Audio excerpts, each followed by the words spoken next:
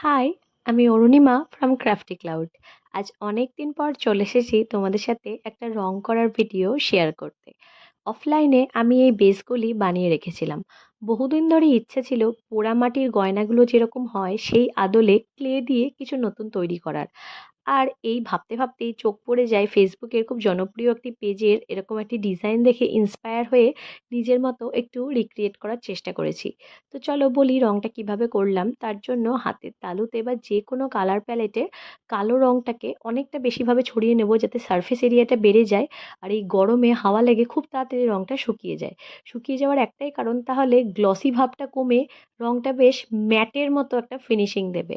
পুরো পেস্টটাকে আমি ভালোভাবে কোট করে নিয়ে শুকানোর জন্য ছেড়ে দিয়েছি। আবার একই প্রসেসে গোল্ডেন কালার অ্যাপ্লাই করব, metallic golden colour. Metallic golden colour দিয়ে কোট করা হয়ে গেলে একটা গোটা দিন ছেড়ে ভার্নিশ করে ট্যাসেল লাগালেই রেডি পোড়ামাটির আমলের এই ক্লে দিয়ে গয়না। জানাবে তোমাদের কেমন লাগলো।